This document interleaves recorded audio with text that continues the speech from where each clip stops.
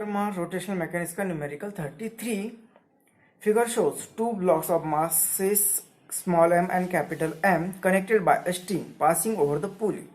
The horizontal table over which the mass m small m slides is smooth.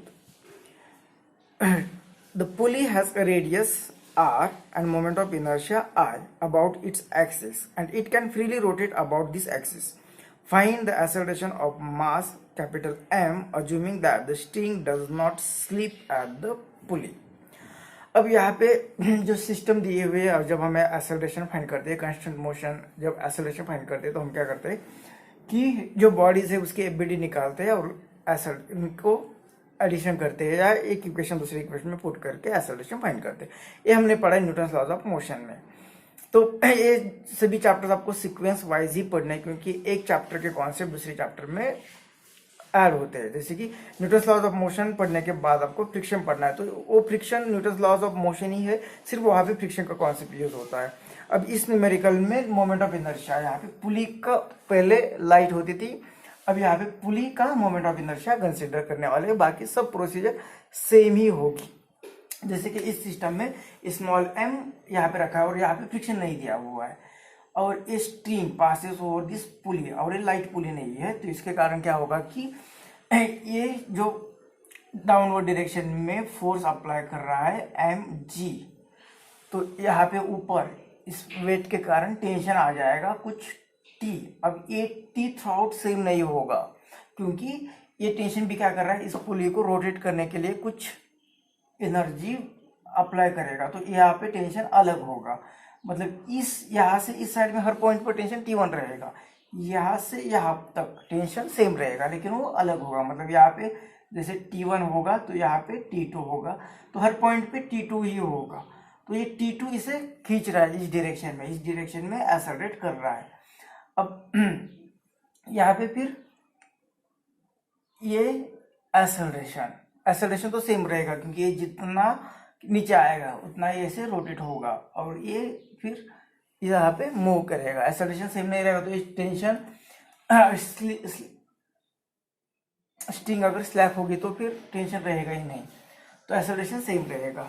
अब हमें बोला है कि इसका एक्सेलरेशन फाइंड करना है इस बॉडी का, तो एक एक की एबीडी बनाते हैं. पहले एबीडी बनाते हैं हम, एबीडी बनाएंगे ऑफ कैपिटल M.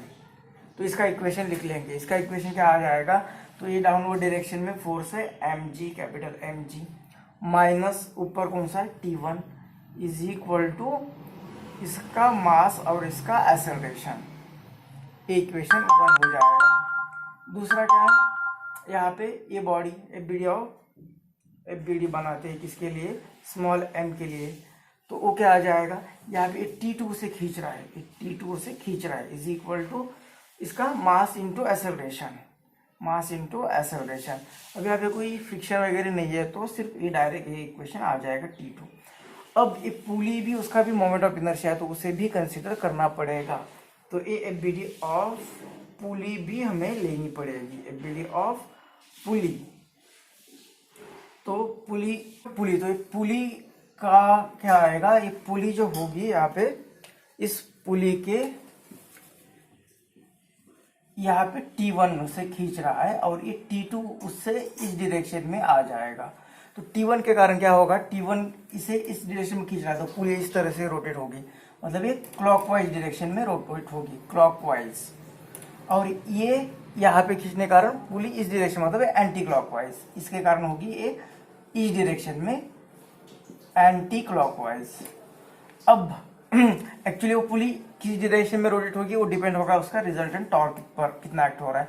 तो ये रिजल्टेंट टॉर्क ये कितना है T1, ये T1 है और ये टॉर्क कितना आ जाएगा, फिर ये फोर्स यहाँ पे T1 और ये कहाँ पे रोटेट हो रही है, अबाउट दिस एक्सिस. तो इस एक्सिस से ये डिस्टेंस, परपेंडिकुलर डिस्टेंस कितना है R, मतलब ये आएगा R. इस तरह से यहाँ पे टॉर्क कितना आएगा इस एंटी क्लॉकवाइज डायरेक्शन में, तो वो आएगा यहाँ पे टॉर्क 2, ये T2 और ये T2 यहाँ पे और ये यहाँ पे रोटेट हो रही है, तो ये डिस्टेंस परपेंडिकुलर कितना आएगा R. तो रिजल्टेंट टॉर्क कितना आएगा, तो दोनों की सब्ट्रैक्शन, सपोज ये ज़्यादा है क्लॉकवाइज में रोटेट हो रही है तो T1 minus tau 1 minus tau 2, torque 1 minus torque 2, तो ये क्या आएगा T1R माइनस T2R, मतलब R को कॉमन ले लिया तो T1 माइनस T2 और ये R, इतना टॉर्क आ जाएगा। और टॉर्क कितना होता है, ये होता है I अल्फा, ये होता है I अल्फा। तो इसका मोमेंट ऑफ इनर्शिया आई ये दिया है। इसका मास अगर देते, पुली का मास देते, तो हम लिख सकते थे यहाँ पे ये वो रोटेट हो रही है about this axis passing through centre and perpendicular to the plane. तो इसका मोमेंट ऑफ इनर्शिया आता है 1/2mr²। तो वो वैल्यू पुट करते हैं अगर इसका मास दिया होता तो, नहीं दिया तो आई ही दिया है क्वेश्चन में इसका मोमेंट ऑफ इनर्शिया। अगर horizontal table over which is the mass m slides, तो पुली का मास नहीं दिया तो ये रखेंगे। तो ये इक्वेशन अब इसे लिखेंगे हम, इसका इक्वेशन मिल रहा है। तो ये कितना आ रहा है, T1 minus T2 is equal into